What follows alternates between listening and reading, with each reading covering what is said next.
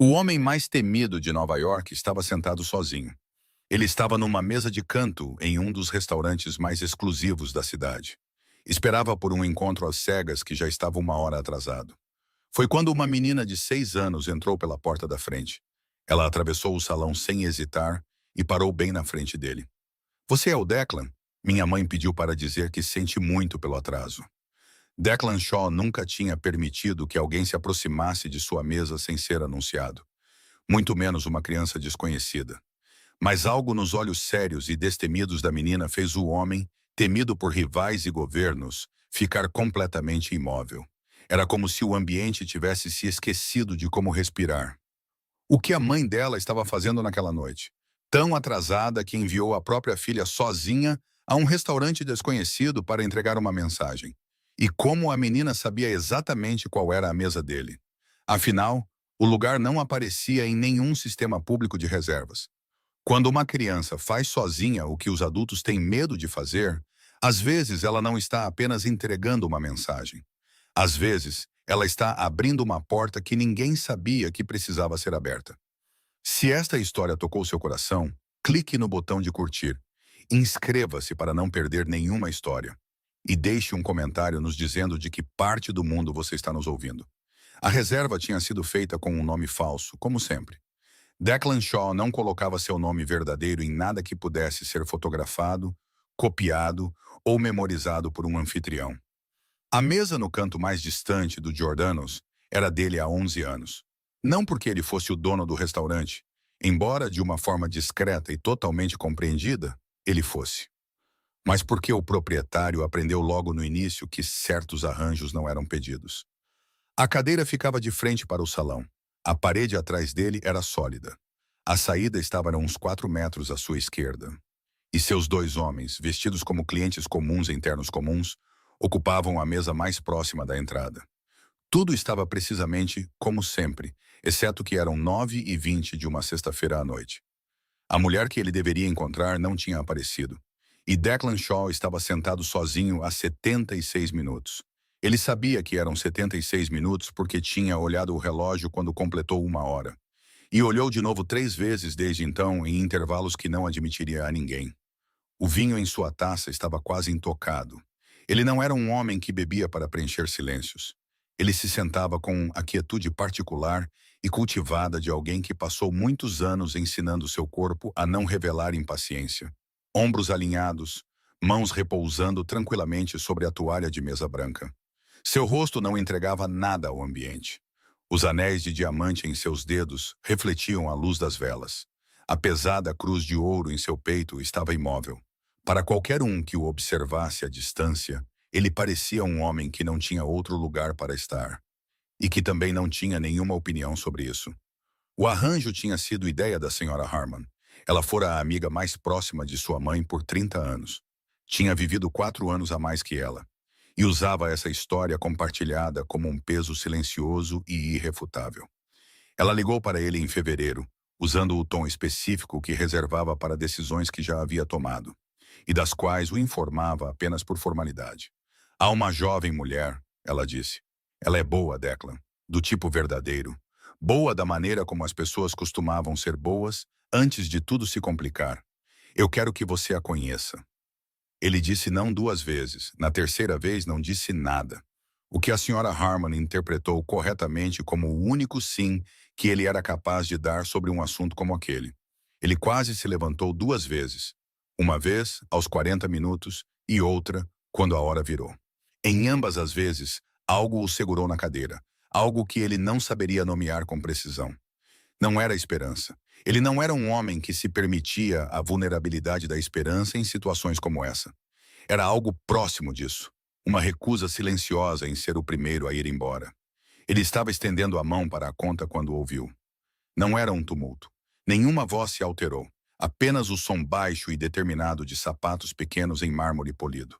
Movendo-se pelo salão com uma confiança tranquila de alguém que sabia exatamente para onde estava indo. E não tinha nenhuma ansiedade em chegar lá. Ele levantou os olhos da mesa. A menina não tinha mais de 6 anos. Ela usava um casaco verde com um botão faltando na gola.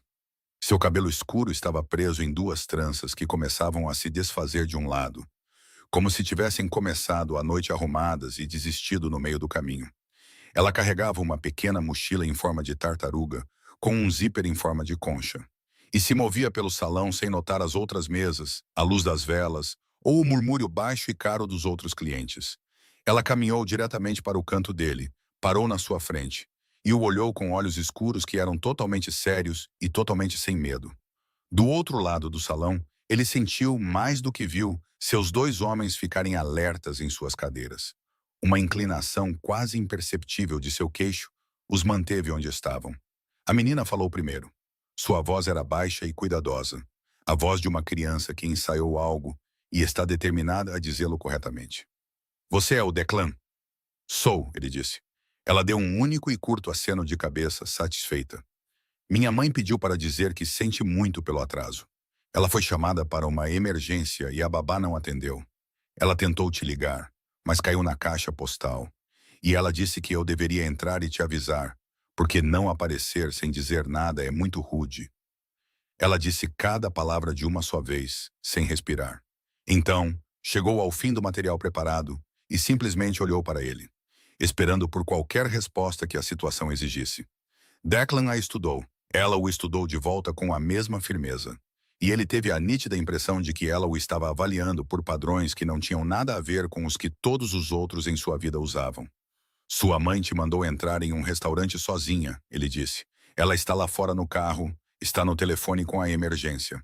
A menina ajustou a alça da mochila de tartaruga. Ela disse 5 minutos, mas já se passaram 11. Declan olhou para ela por um momento longo e sem pressa. Então, ele puxou a cadeira que estava bem à sua frente. Sente-se, ele disse. Ela se sentou sem hesitar, com a naturalidade de uma criança que já decidiu confiar em alguém e está simplesmente executando essa decisão. Ela acomodou a mochila de tartaruga no colo, abriu o zíper e tirou um pequeno pote com fatias de maçã. Fez isso com a eficiência silenciosa de alguém que há muito tempo aprendeu a carregar suas próprias provisões. Ela ofereceu o pote a ele primeiro, como se fosse o natural a se fazer. Ele recusou com um leve aceno de cabeça. Ela pegou uma fatia para si, mastigou com a atenção focada de quem leva a sério o ato de comer. Depois, olhou para ele da mesma forma que o olhava desde que se sentou, com o interesse avaliador e sem pressa de uma criança que encontrou algo genuinamente digno de exame. Seus olhos foram primeiro para as mãos dele. Os anéis em seus dedos, 3 deles, todos de diamante, grandes o suficiente para refletir a luz das velas, mesmo com as mãos paradas. A tinta em seus nós dos dedos, as linhas geométricas que subiam pelas costas de suas mãos até os pulsos e depois para cima. A pequena marca simbólica acima de sua sobrancelha, as linhas finas na borda de sua mandíbula, as tatuagens que subiam por seu pescoço e desapareciam sob a gola. Ela estudou tudo sem desviar o olhar, sem fingir um desconforto que não sentia. Dói para fazer isso? Ela perguntou. Ele poderia ter desviado da pergunta, mas não o fez. As primeiras doem, ele disse. Depois de um tempo, você para de notar. Ela assentiu, processando a informação. Minha amiga Maia furou as orelhas e chorou o tempo todo. Mas ela disse que depois do primeiro, o segundo não foi tão ruim. É assim que funciona, ele disse. Ela enfiou a mão na mochila novamente e tirou um pedaço de papel dobrado. Ela o alisou sobre a toalha de mesa com a seriedade de quem apresenta uma prova. Era um desenho de giz de cera. Um cavalo usando um chapéu grande e formal, feito em laranja e marrom. O chapéu foi cuidadosamente pintado de roxo, claramente o elemento mais pensado do desenho. Eu fiz isso hoje, ela disse. O cavalo ganhou uma corrida, e o chapéu é o prêmio dele. Ele quis usar na mesma hora. Ela olhou para Declan. Ele decidiu não esperar por uma ocasião especial. Parece a decisão certa, ele disse. Foi o que eu pensei. Nora concordou. Ela dobrou o desenho e o devolveu à mochila com a mesma eficiência cuidadosa.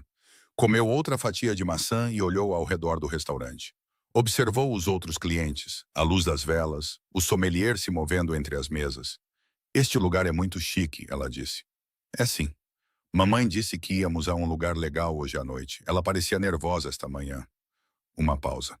Ela não costuma ficar nervosa. Não mesmo. Ela diz que manter a calma é uma escolha. Ele a olhou com firmeza. O que sua mãe faz? A pergunta saiu antes que ele decidisse fazê-la. Ela ajuda crianças, disse Nora. Quando as famílias delas não podem cuidar delas direito, ela garante que elas vão para um lugar seguro. Uma pausa breve e objetiva. É um trabalho difícil. Ela chega em casa muito cansada, mas diz que é importante, então... As duas últimas palavras soaram com o peso particular de algo que foi dito a uma criança e que ela decidiu acreditar completamente. Algo mudou, quase imperceptivelmente, no peito de Declan. Ele não examinou o sentimento. Seu telefone acendeu brevemente contra o linho. Uma mensagem da porta. Mulher lá fora. Sedã azul escuro. Ainda no telefone. Ele ignorou. Qual é o seu nome? Nora, ela disse. Tenho 6 anos. Ela disse as duas informações como se fossem igualmente relevantes. Normalmente não tenho permissão para entrar em lugares sozinha.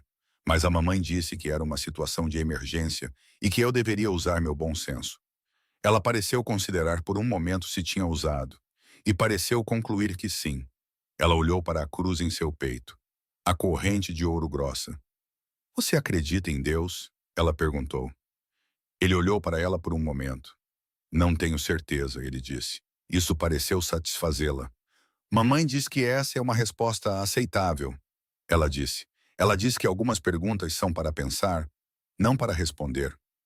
Declan olhou para aquela menina de 6 anos que entrou em seu restaurante como uma estranha e que, no espaço de 11 minutos, se tornou a conversa mais honesta que ele teve em mais tempo do que conseguia se lembrar. Uma criança que notava quando as pessoas estavam tristes através das janelas do restaurante. Uma criança que deu nome à sua mochila, carregava fatias de maçã e decidiu que Deus era uma pergunta para pensar, não para responder. Ele olhou para ela e sentiu algo que não tentou nomear. Ele olhou para aquela menina de 6 anos. Ela entrou em seu restaurante, encontrou sua mesa sem que lhe dissessem qual era. Entregou uma mensagem preparada com total compostura. Mostrou a ele um cavalo que decidiu não esperar por uma ocasião especial. E agora comia fatias de maçã e discutia a natureza de Deus com a tranquilidade de quem já havia pensado nessas coisas e não se incomodava com sua dificuldade. Ele sentiu algo que não tentou nomear. Você se saiu bem, ele disse. A porta no outro extremo do restaurante se abriu 16 minutos depois que Nora se sentou. Declan ouviu a troca de palavras na recepção antes de levantar o olhar. Uma pergunta murmurada. Uma resposta breve. O som de passos começando a cruzar o mármore, num ritmo entre a urgência e o desejo de não parecer urgente. Ele a deixou atravessar metade do salão antes de olhá-la diretamente. A mulher que parou na beira de sua mesa tinha talvez 32 anos, com cabelos escuros. O cabelo fora preso em algum momento da noite e desde então se soltara parcialmente. Uma mecha caía sobre o lado esquerdo de seu rosto, de uma forma que ela ainda não havia arrumado. Ou talvez tivesse decidido que não era a prioridade no momento. Ela usava uma blusa azul marinho e calças escuras. A combinação de uma pessoa com muito pouco tempo, algo importante em jogo, e que tomou a melhor decisão possível dadas as circunstâncias. Seus olhos foram primeiro para Nora. Não foi um olhar rápido. Foi a avaliação específica, completa e rápida de alguém fazendo uma verificação que seu corpo aprendeu a fazer antes de qualquer outra coisa. A menina estava bem, inteira, comendo uma fatia de maçã e sentada ereta à mesa de um homem que parecia exatamente o tipo de pessoa que ela sempre disse a Nora para nunca se aproximar sozinha. Os ombros da mulher relaxaram uma fração de segundo. Então ela olhou para Declan e ele a observou absorver tudo de uma vez. Seu tamanho, os anéis, a tinta em seu pescoço, a qualidade particular de quietude ao seu redor que fazia as pessoas nos ambientes tenderem a lhe dar mais espaço do que pretendiam conscientemente.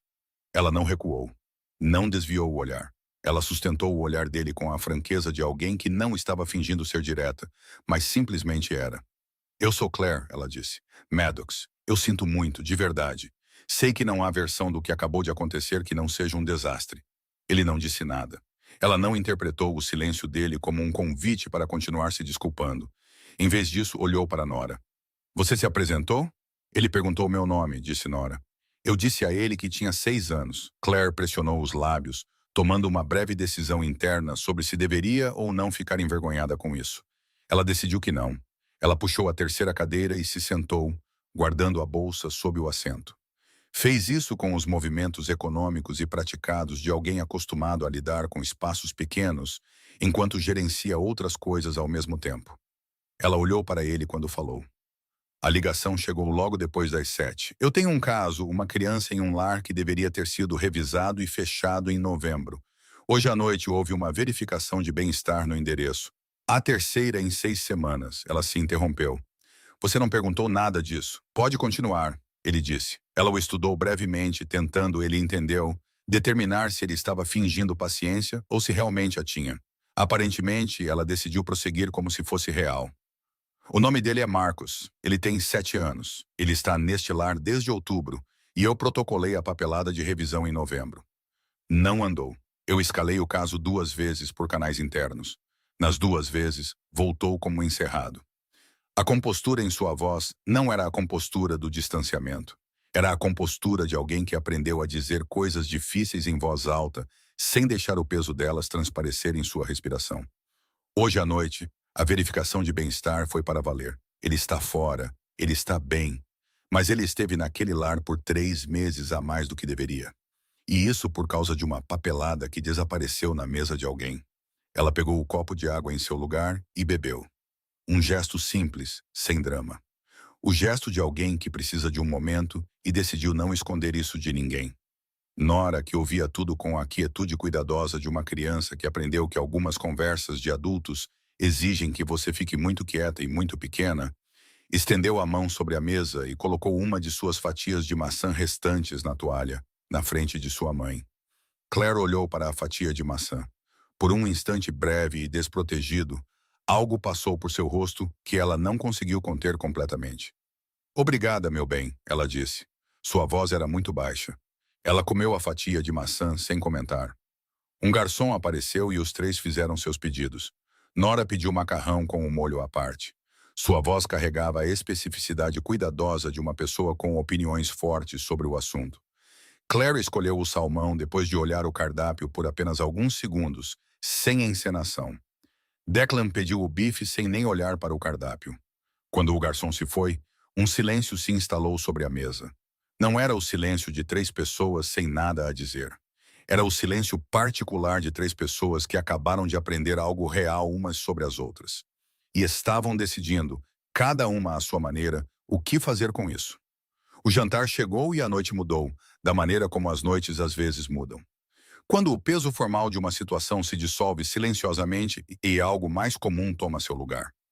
Nora, livre da obrigação da mensagem que lhe fora confiada, tornou-se totalmente ela mesma. O que significava ser uma pessoa com muito a dizer e sem nenhuma hesitação em fazê-lo. Ela pegou o desenho do cavalo da mochila para mostrar a Claire.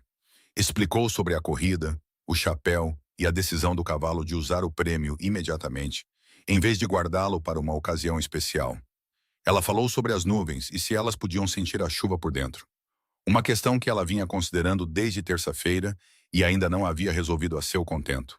Ela abordou longamente a situação do molho do macarrão, enquadrando-a como uma questão de controle pessoal e não de inconveniência. E concluiu que mais restaurantes deveriam adotar o sistema como prática padrão. Ela dirigiu a maior parte disso a Declan, que ouvia com a atenção completa e sem pressa que normalmente dava a homens sérios em salas sérias. Ele perguntou contra o que o cavalo estava correndo. Ela disse que contra outros cavalos e por uma distância muito longa. E que o chapéu era pesado, mas o cavalo não se importou porque o mereceu. O que você faz com algo que você merece? Nora pensou a respeito. Você usa na mesma hora, ela disse, para que todos possam ver. Claire o observava do outro lado da mesa. Não com a obviedade de alguém que está atuando, mas com a atenção cuidadosa e de soslaio de uma pessoa tentando entender algo específico. Ele percebeu isso da mesma forma que percebia tudo, com a consciência periférica e sistemática de alguém cuja vida, por muitos anos, dependeu de saber o que acontecia em cada canto de uma sala. Ela estava tentando determinar que tipo de homem ele era. Ele entendeu isso e não a ajudou nem a atrapalhou. Deixou que ela olhasse. Em algum momento, ela perguntou o que ele fazia da vida. E ele deu a ela a versão que dava às pessoas de fora de seu mundo. Investimento imobiliário, gestão de vários ativos. Não era mentira. Era um corredor estreito da verdade, com todos os cômodos atrás dele trancados. Ela não insistiu. Falou sobre seu próprio trabalho sem que lhe perguntassem, não com a autoconsciência de quem busca a aprovação, mas com a franqueza de quem acredita que as coisas com as quais gasta seu tempo são dignas de serem ditas. 6 anos no serviço de assistência social infantil da cidade.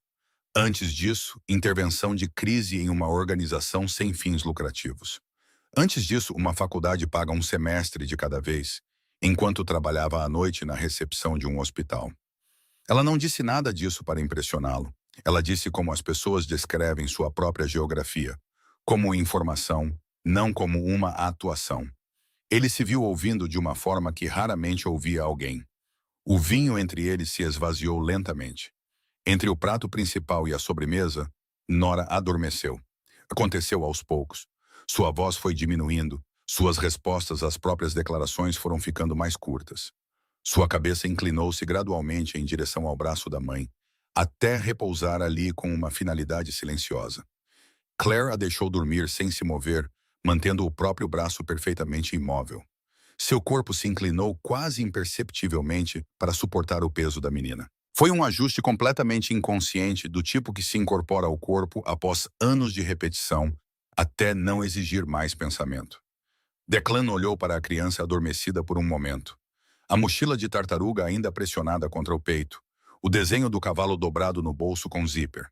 Seu rosto, durante o sono, estava relaxado, muito jovem e totalmente confiante. Então ele desviou o olhar. No mesmo instante, um pulso suave e único foi registrado no bolso interno de seu paletó. O sinal de seu homem.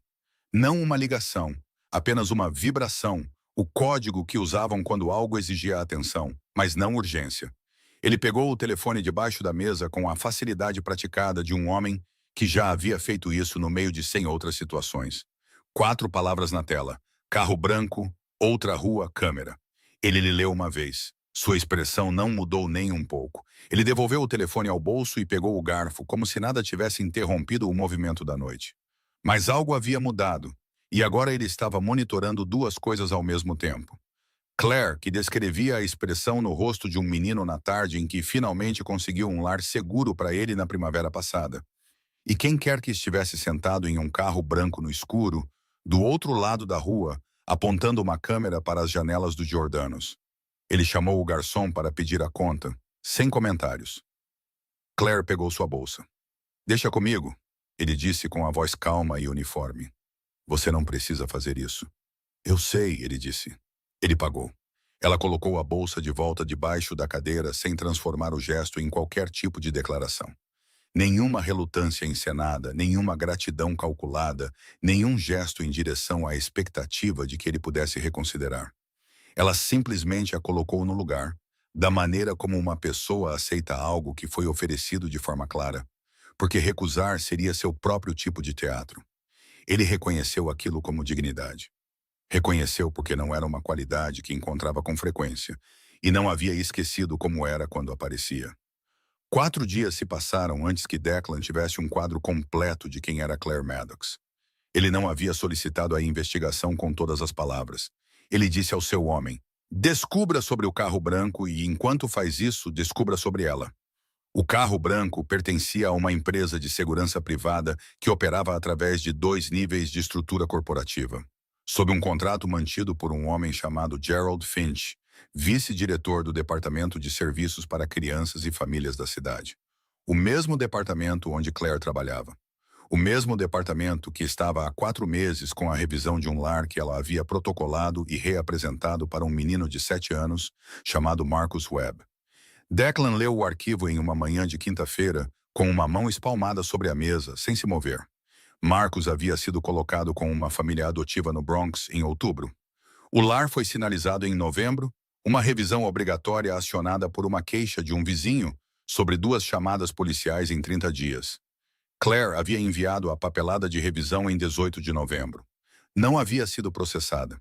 Ela reenviou em dezembro e novamente em janeiro. Cada envio era encaminhado para o escritório de Finch e não ia adiante. Ela escalou formalmente o caso 2 vezes pelo sistema interno. Ambas as escaladas foram marcadas como recebidas e encerradas sem ação. Em fevereiro, ela começou a ligar para o gabinete do inspetor-geral da cidade. Essas ligações foram registradas por uma secretária e nunca retornadas. A verificação de bem-estar na noite do jantar, a emergência que enviou Nora sozinha através do salão, foi a terceira visita da polícia àquele endereço em 45 dias. Marcus estava agora em um abrigo de emergência no Queens, enquanto a revisão que Claire tentava iniciar há 4 meses era finalmente aberta de forma legítima. Declan pousou o arquivo. Olhou para a cidade, cinza e âmbar em uma tarde de fevereiro. Tudo se movendo, nada em repouso. Ele pensou nos meses que se passaram, na papelada protocolada e enterrada, nas escaladas que se abriam e fechavam como portas trancadas por dentro, nas ligações para o inspetor-geral que alguém decidiu que deveriam desaparecer. Ele pensou em Claire descrevendo o caso de um menino com a firmeza cuidadosa de alguém que escolheu se importar com algo difícil e que se recusou, mês após mês, a ser desgastada pela dificuldade. Então ele leu o detalhe perto do final da segunda página. Uma nota de antecedentes incluída porque o procedimento exigia. O tipo de linha que é adicionada à documentação e raramente lida 2 vezes. A mãe de Marcus Webb havia morrido em setembro do ano anterior. Seu nome era Helena Ruiz. Ela havia trabalhado por 7 meses no ano anterior à sua morte em um armazém frigorífico em Greenpoint, que processava cargas contratadas. A organização de Declan operou essa instalação sob contrato até 3 anos atrás, quando o acordo foi reestruturado e o contrato transferido para uma holding. Helena Ruiz tinha 29 anos. A causa da morte listada nos registros foi um acidente de carga em uma segunda instalação para a qual ela se mudou depois de deixar Greenpoint. A data era 14 de setembro. Declan ficou com isso na cabeça por um longo tempo. Sua mão não se moveu da mesa. Ele não conhecia a Helena Ruiz. Tinha quase certeza de que nunca esteve na mesma sala que ela. Mas ela havia trabalhado em um prédio que sua organização controlava. E ela morreu aos 29 anos e deixou um menino de 7 anos aos cuidados de um sistema municipal. Um sistema que falhou sistematicamente em protegê-lo, enquanto um vice-diretor na folha de pagamento de alguém enterrava todas as tentativas de consertar a situação. Ele mandou seu homem pegar o relatório do acidente da segunda instalação. Leu 2 vezes. O relatório estava limpo. Limpo demais, talvez. O tipo de documentação que foi revisada por pessoas que sabiam como fazer as coisas parecerem normais. Mas não era o tipo de coisa que ele poderia levar adiante sem mais do que um sentimento. E ele não era um homem que agia por sentimentos. O que ele podia levar adiante era Gerald Finch, e o que Finch havia feito com o arquivo de um menino de 7 anos. Ele ficou em seu escritório por um longo tempo depois de pousar os papéis. Do lado de fora da janela, a cidade se movia de sua maneira implacável de sempre, indiferente ao que quer que estivesse sendo decidido em qualquer sala em particular. Ele pensou em uma mulher que protocolou a mesma papelada 3 vezes e continuou protocolando. Pensou em uma menina de 6 anos que entrou em um restaurante e lhe disse que sua mãe ajuda crianças. Disse isso da maneira como se diz algo que é simplesmente verdade, sem inflexão ou explicação, porque algumas coisas não exigem nenhuma das duas. Ele pegou o telefone e fez uma ligação.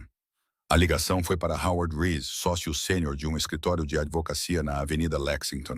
O escritório havia representado o gabinete do inspetor-geral da cidade em 3 revisões externas separadas. Rees cresceu a 4 quarteirões de onde Declan Shaw cresceu. E, em uma noite de terça-feira, 18 anos atrás, ele tomou a decisão de não relatar algo que testemunhou. Em troca de uma promessa que foi mantida sem exceção ou renegociação em todos os anos desde então. A ligação foi breve. Declan disse que tinha documentação relevante para um assunto de conformidade dentro do sistema de colocação de crianças da cidade. Uma documentação completa e que poderia ser estruturada para servir ao gabinete do inspetor-geral de forma limpa e sem exposição pública. Em troca, ele precisava de um resultado. A revisão do lar de uma criança chamada Marcus Webb, agilizada diretamente por aquele escritório, e atribuída a um examinador independente, sem passar pela cadeia de revisão de Gerald Finch. Reese disse que precisaria de 48 horas para determinar a jurisdição. Declan disse que tudo bem. 72 horas após a ligação, Gerald Finch renunciou ao Departamento de Serviços para Crianças e Famílias, alegando motivos pessoais com efeito imediato.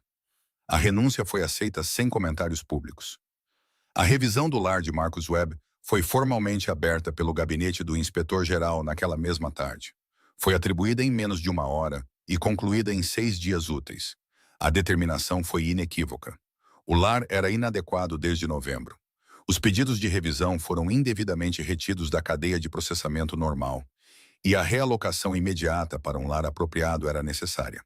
A realocação foi feita em uma manhã de terça-feira, 3 semanas depois que uma menina de 6 anos entrou no Jordanos e disse a um homem que nunca tinha visto que sua mãe ajuda crianças.